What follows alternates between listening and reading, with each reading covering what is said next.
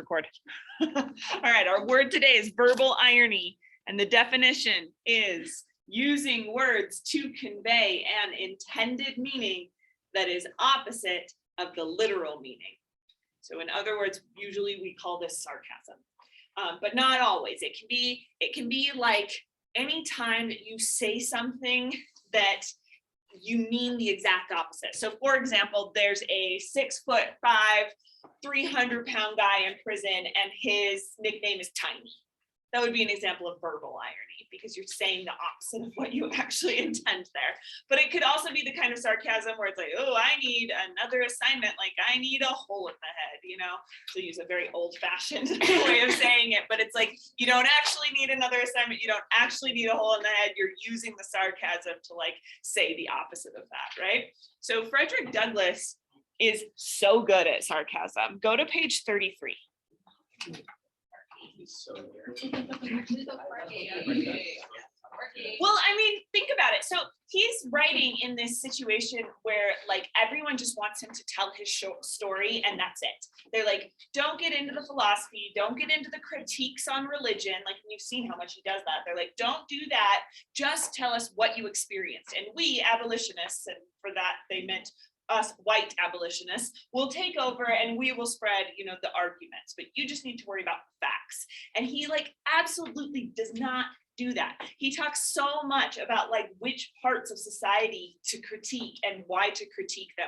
And he does that a lot through sarcasm. So on the bottom of page 33, this paragraph is brutal, but I'm going to read it to you. And I want you to see how he develops that verbal irony at the very end. So Master would keep this lacerated young woman tied up in this horrid situation for 4 or 5 hours at a time. I have known him to tie her up early in the morning and whip her before breakfast, leave her, go to his store, return at dinner, and whip her again, cutting her in the places already made raw with this cruel lash. The secret of Master's cruelty toward Henny is found in the fact of her being almost helpless. When quite a child, she fell into the fire and burned herself horribly. Her hands were so burnt that she never got the use of them. She could do very little but bear heavy burdens. She was to Master a bill of expense, and as he was a mean man, she was a constant offense to him. He seemed desirous of getting the poor girl out of existence. He gave her away once to his sister, but being a poor gift, she was not disposed to keep her. Finally, my benevolent master, to use his own words, set her adrift to take care of herself. Here was a recently converted man holding on upon the mother, and at the same time turning out her helpless child to starve and die. Master Thomas was one of the many pious slaveholders who hold slaves for the very charitable purpose of taking care of them. So that last little phrase, that's the example I want you to write down, the last sentence. Master Thomas was one of the many pious slaveholders who hold slaves for the charitable purpose of taking care of them. 33. Yeah, and it's the last sentence of the page. Chapter 9. Do you need to borrow a book? Would it be easier? Yeah. Okay.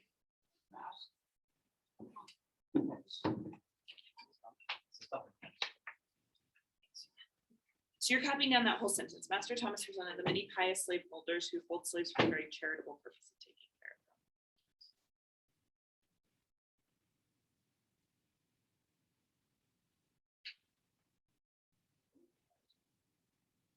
What does pious mean?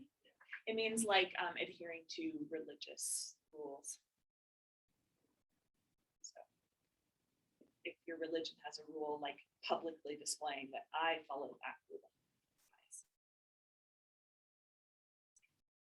Yeah. Yes, I think he uses it that way. I don't think it always has that negative connotation. Like I think a lot of times we think of piety and being pious as a positive because it's like, oh, I'm demonstrating my faith and humility for my religion, right? But for him, I think he's always using it to say virtue signaling. Yeah. You'll notice how it's always like dripping in sarcasm, that word. All right, here's what I want you to do. You're in these little, these little groups of 4, and I'm gonna have, it's Ashley, right? Ashlyn, sorry, you're gonna be joining the group of 4 with Keegan behind you. So, because there's 2 of them missing too, so this is a group of 3 today. Okay, so in your groups of 4, I want you to talk about how you know that this is sarcastic. So in order to do that, you kind of have to look at the context in the paragraph and figure out like that context. How does that context show us that this last line is meant to be verbal irony? And you're going to write down what you discuss under effects on your word of the day sheet. Okay, so go ahead.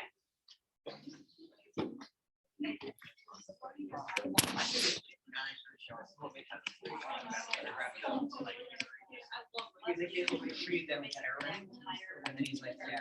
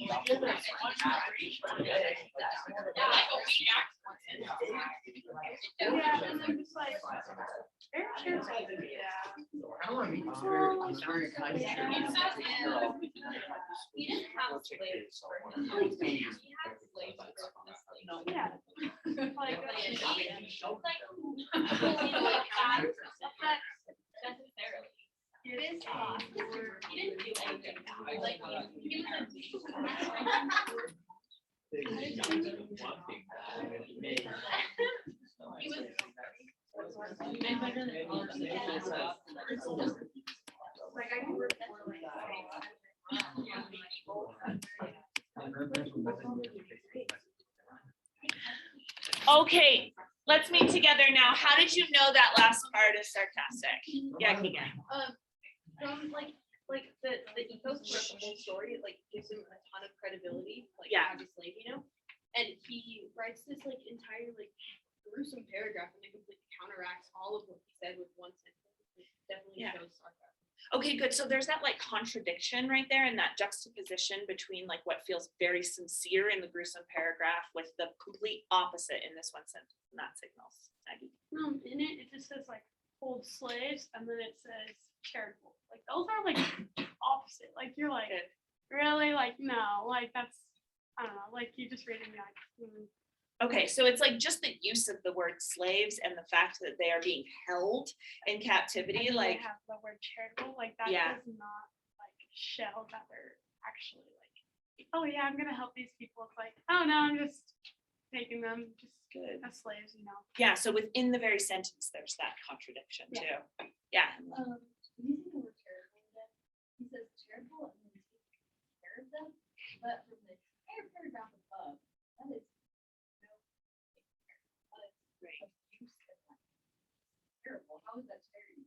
Yeah, let's talk about what it means to take care of, but I'm going to talk to you two first, Sophia. A lot of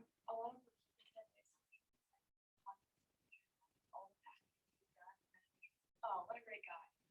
Right, okay, so it's like not just one bad thing and then we could maybe interpret it some way. It's like we start with the whipping of the mother and then it's the like getting rid of the daughter. And so it's like the multiple things that are adding up to like show a pattern of not being charitable. Yeah, JJ. So earlier we talked about how slaves were like supposed to talk about masters like well. Yeah, or they were put into danger. Yeah, so maybe that's what he actually thinks of him, and his public thing about him is he's really good. Yeah. Oh, he's a great person. Yeah. I really like that. So it's also showing the way that he has to like embody that kind of what I would say is like a double consciousness. Like he has to, on the surface, at least when he existed in this, in this story, he had to on the surface say, oh yeah, master, old master, which ones are these at this point? I think this is old. Gore, severe, oh yeah, they treat me really well. Yep, great, and when I'm on the sort of underneath, we know what his true feelings are. So he's kind of like demonstrating how he had to live both of those lives at once. Yeah. Okay, let's talk about this idea though of taking care of, because it's not the only place where he uses that phrase, take care of. Did you guys see the repetition there? Yeah, Emily?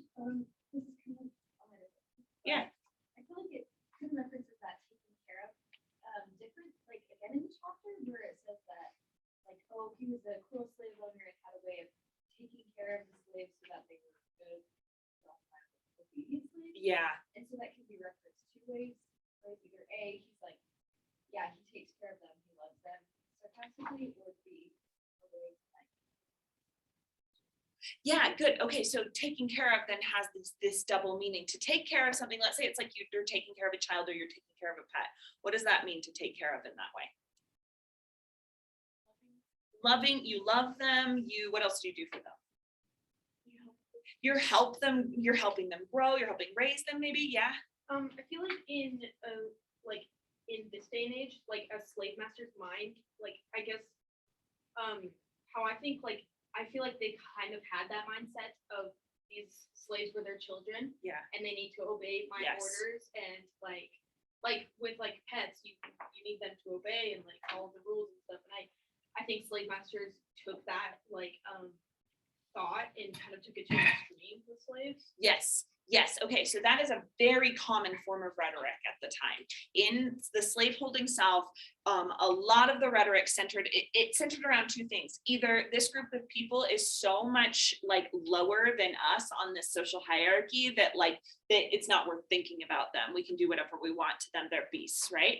Or it was another kind of rhetoric, and this became more popular around this time period, where it was, no, we're doing them a favor. They're not capable of, being by themselves and being free. And so we are taking care of them. So I think he's directly attacking that line of thinking that says, no, to hold slaves for very charitable purposes is a contradiction in terms. So this taking care of is not possible in that way.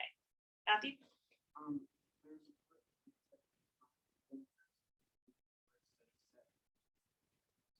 Yes. Yes, good. So you get that phrase twice in in a couple little sentences right there, that she's going to take care of herself, and this is how he's going to take care of her. And so you get that logical contradiction too. It's illogical, but he's saying go take care of yourself, and this is how he's demonstrating that he takes care of her. So yeah, it sets up that idea. Yeah. Like referring to that repetition, he, in his own work, Master says, take care of yourself. So he's kind of mocking. He says, oh, he's Yep. such a great master who takes care of us, even as masters. Yes, exactly. Okay, and then the other definition of take care of. So this is the take care of that is kind and I want to make sure that this person is getting along well, right? But Emily is referring to this other kind of take care of, right? What does it mean to I'm just going to take care of it? All right, yeah, I'm going to do it over. It's a chore. I got to get it out of the way. It's something unpleasant and I don't want to do it. And so I'll just take care of it. Right, I'll kind of set it aside. And so you get both of those meanings in this. The very charitable person of taking care of them. One way that we can read that is he's seeing himself as charitable when he's doing the jobs of a slave master, even though those jobs could never be charitable. So it's kind of a pun right there because it has those double meanings. All right, and then once you figure out that last sentence is sarcastic, look a little bit earlier. What else could we read as verbal irony earlier in the paragraph if we see the verbal irony at the end? Not much earlier, but towards the end of the paragraph, there's some other things we could see, ironically. Yeah. At one point he refers to him as his benevolent master. Yeah, my benevolent master said in his own words, and you've got to see benevolent, just my benevolent, it's just so ridiculous to call him kind, which is another word for benevolent. Yeah. Like when he's a benevolent master, but in ways or Yeah. ruler, and so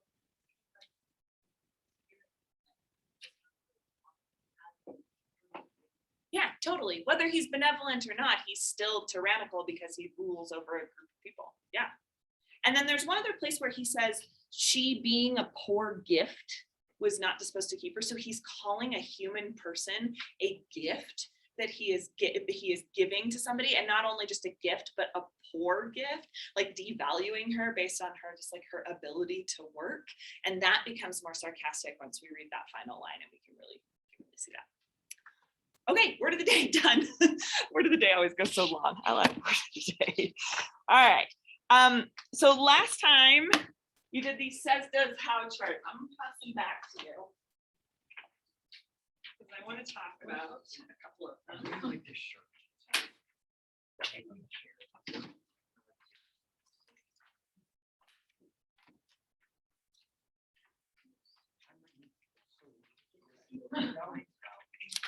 When I get the link.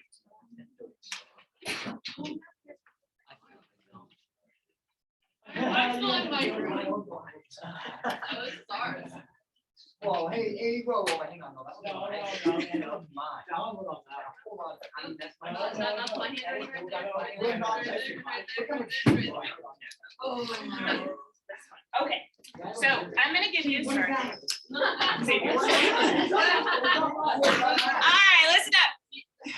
Just choose, it doesn't matter. All We right. want the good one. We want that one. No, we want. We want that. We'll do it to you. Just choose one. I want you guys, with your groups, to just revisit these sentences for about, I didn't get yours, did I? Did I go back? Oh, sorry.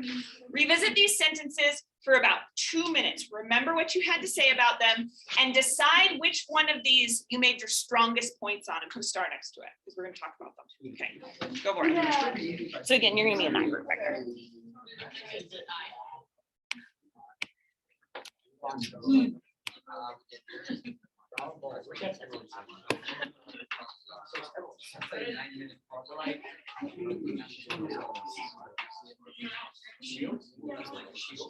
I would sit on that. Or the one where you work at.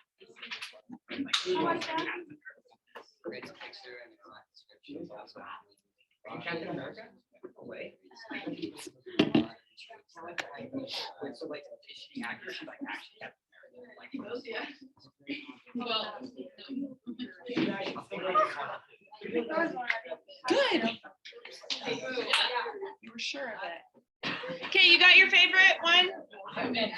Your most insightful?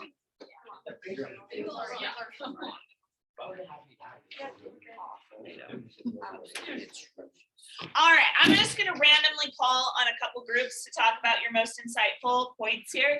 Give us time. We are all going to turn to the sentence in each group. So let's start with this group over here. What is your point? Which sentence is yours? Oh, just page 1. Okay, easy. Everybody turn to page 1.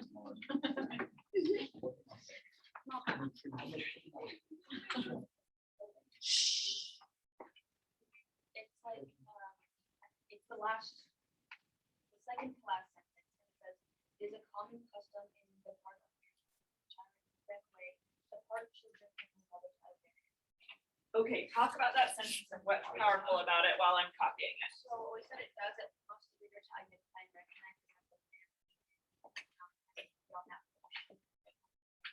The roles of family and identity, and it does it by using words like, if it's common, something like it's there, and when it's separated, it's like voluntary, kind of, like, hey, we don't want to do this, like, we have to, we didn't choose this, but it's forced upon us. And, it kind of relies on their sense. Yeah, everyone has a family. Kind of relate. Okay, good. So then can I assume we were talking about pathos with it then? And how it's speaking to this value of like family values that people commonly have? Family values, relatability, and pathos. Great, okay. This is pathos that we're talking about. All right, awesome. So when you were listening to her describe what is going on in this sentence, what was Sophia talking about in this sentence that was important for understanding that appeal to family values? Yeah, Dash. You talked about how he doesn't know who his father is. Like, that were my. And just in this sentence, I'm wondering if that's. Oh, I thought you meant like the context. Sorry, no, sorry. I meant like what Sophia was saying when she was describing why this sentence was impactful. What was she saying that we should understand about this sentence? Yeah, Keegan. And okay, I feel like the part that was really impactful was children and mothers, because I Okay. think they're really like, I don't know, I feel like a lot of people are touched when like children get taken away from their mothers, Yeah. and like they could have said like families were separated, or like I don't know why, but like the thought of like children getting taken away from like their dads, I feel like that's not as emotional as getting taken away from their mothers, Yeah. which like I know that sounds mean, but like I don't know, like No, I why, mean but it's it just seems- it's true. I Yeah. think commonly, yeah. yeah. Okay, good. So I think she was talking about that part of it, like this relatability about like the mother specifically being taken away. What else was she talking about when she was talking about the sentence that, well, not you, you already know what you talked about. What did she say about common custom?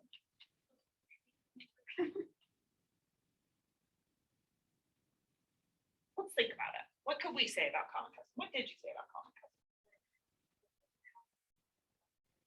Okay, so there was this idea that it was involuntary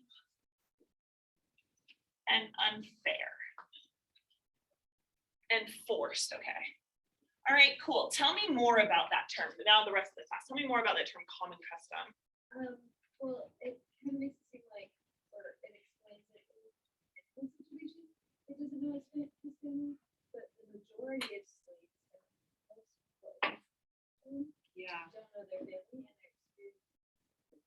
So you get this idea of the breadth of the problem. I don't know that I spelled that, might have a D in it.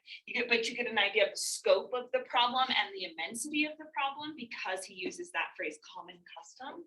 Is there anything else we want to say about that? Like, think about when we usually talk about common customs. Like, often it's when we are questioning something. We're like, why can't I put my elbows on the table? That is like where they naturally should go, right? And someone just says, it's customary, you know? Yeah. It seems like it's like normal, and like when I hear it, it's like common custom. It's like just like happens more often. So like for them to have it happen more often, it's like oh yeah, this is normal for all these kids and mothers to just go through that and not have to worry about it. And then it's like the slave holders are saying it's a common custom, but for like the slaves, it'd be like, no, this is not normal at all. Good. So it's like by pairing that phrase up with this idea of children and mothers and what Keegan was talking about this like gut punch reaction we have to the idea of a baby being taken away from their mother, it's normalizing something that like naturally feels atrocious, you know, feels awful. Yeah. I think at a very early age, that's when I mean, it's Yeah. different, but it's just like, it's not necessarily saying like just babies get taken from their mother. It kind of left things that open to like, hey, maybe like young children do too. Like maybe it's like kind of like 1 to 4 age range. Just by saying very early, it's kind of like. Yeah. So there's this idea too that it might be kids that actually know their mothers and have formed that bond and they can be taken away. The common custom part. That's what people can use it as, help her. Okay, good. Reasoning is faulty. Good. Emily? I really like what you said. I want to add on that when they're not just infants who don't know them, but if they've developed like a relationship and a connection to their mothers, and then taking them away is even more interesting to know. Yeah. Okay, good. And Bryn? I like that it like says custom because I feel like when you think of customs, you kind of think like traditions, like something that like is passed on. And so like probably some of these, he's showing that like they're teaching, the slave holders are teaching like their kids and teaching more people that this is like okay and it's getting passed on, you know? Yeah. It's like withstanding the test of time. There's this danger to the fact that it's a common custom. I like that. Custom also is like meaning like you make it your own. So like slaveholders made it their own. They're like, oh yeah, this is just this is how it's gonna be now. And like for at a very young age, it like when I'm like, oh, at a very young age, they just like had to grow up and just had to like change for like their opinions and everything because like everything was just being taken away and like seeing that. Good. Yeah. Okay. How about the from which I ran away? Like, why do you think it's important that right from the very beginning, he's like, the place in Maryland from which I ran away? Why does he want to stress that, Dylan? I think, well, obviously, because it's like the first, page of the book, it kind of just like lets people know obviously what the story's gonna be about. And also sets up how like he succeeded in getting away from like how terrible this was. Awesome. So foreshadowing and also introduces this idea of hope that you noticed in chapter 10 becomes, well, I mean, throughout the later chapters becomes a really big idea. He repeats this idea of hope over and over again. So even from the very beginning, we do have that little glimmer of hope that you can get away from this. Yeah, Jack? I feel like the emphasis on like ran away is like some people like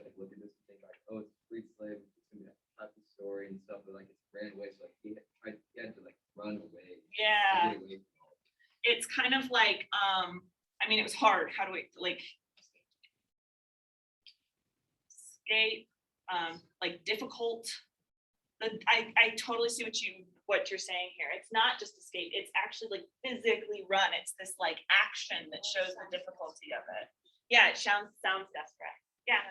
I noticed that in the first word it said it is a complete private system, and it's not, it was. So Good. when the book came out, it was the top. So we get this kind of call to action too. Okay, I'm gonna stop us there. So I wanted to use that as a bit of a object lesson here. Notice that like when Sophia was first telling us, like it's hard to pay attention to a string of ideas. Did you feel that way too? It's like we listen to it and some things are standing out, but when I say, okay, what'd she just say? It's like it's hard to remember. And I don't think that's Sophia's fault or your fault necessarily. I think it's because the way that we really like can unpack these sentences is kind of like systematically and in pieces. And there's all different ways that we can do this. You guys know me at this point, you know that this is what I like to do.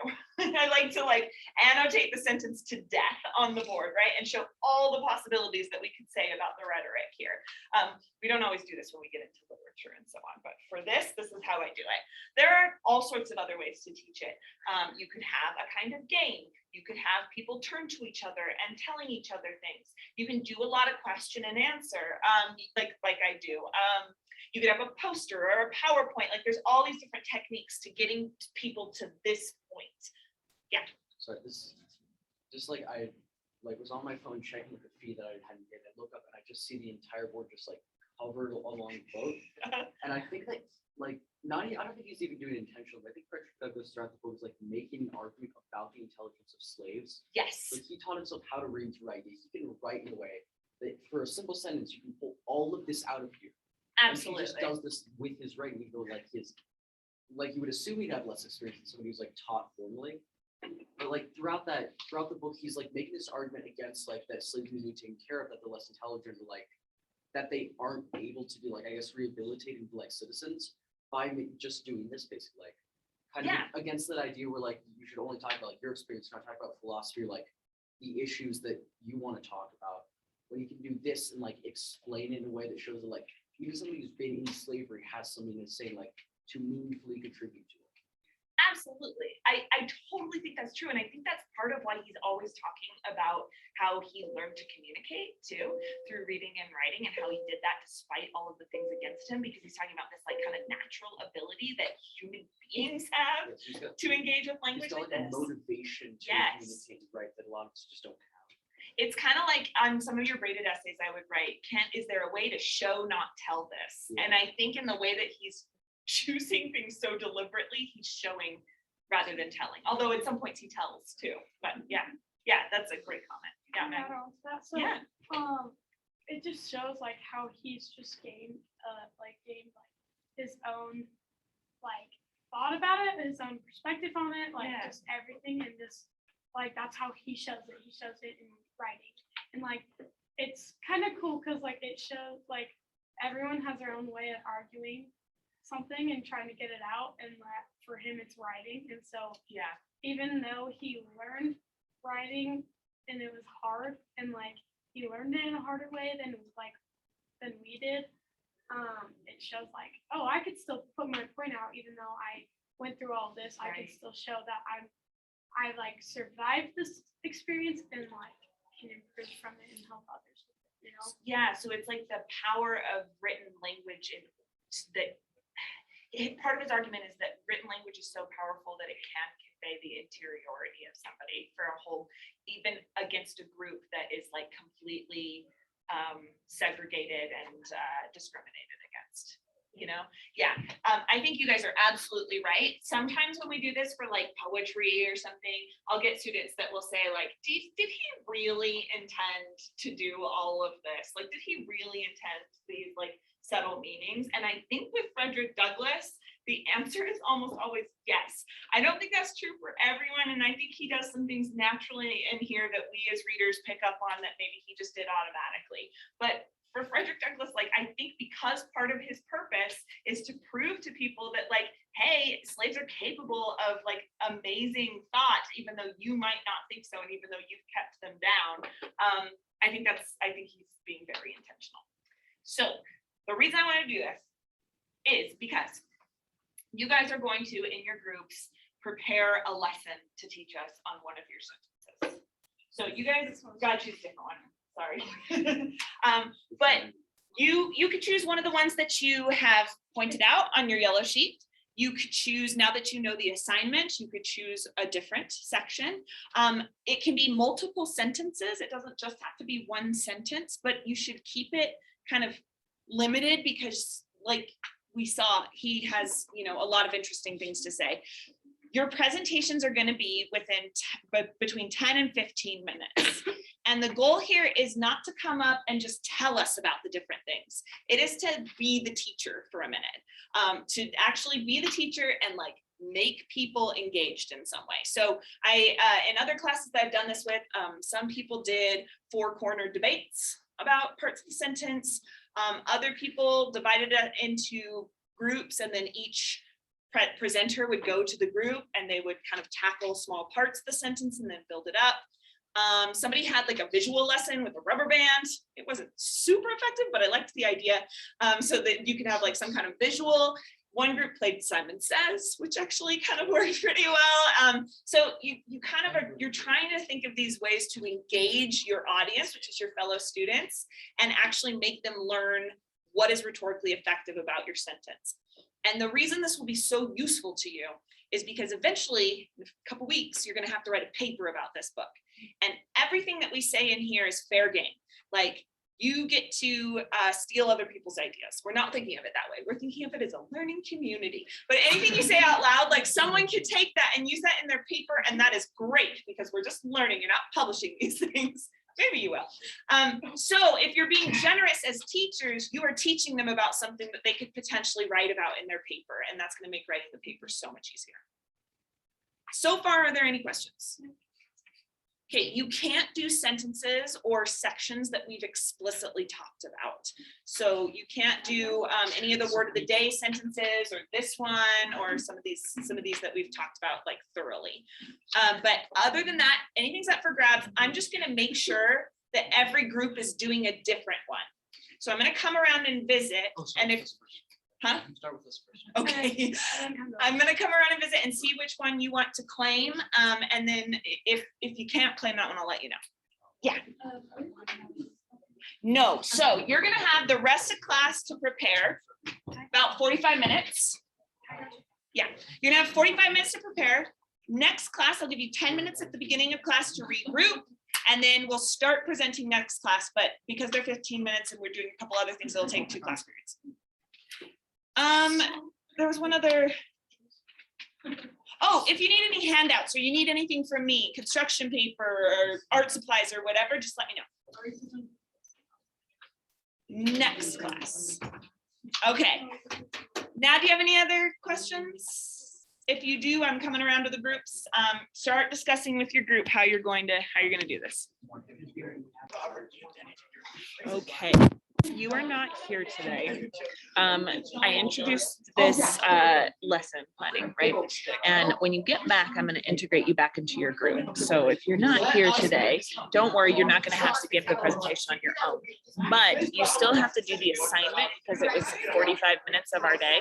So what you're doing is you're choosing a sentence that you think is powerful from his book, and you're creating a little lesson plan. So I want to see your lesson plan notes and how you would present it if you did have to give, if you were the teacher and you had to teach your students that lesson.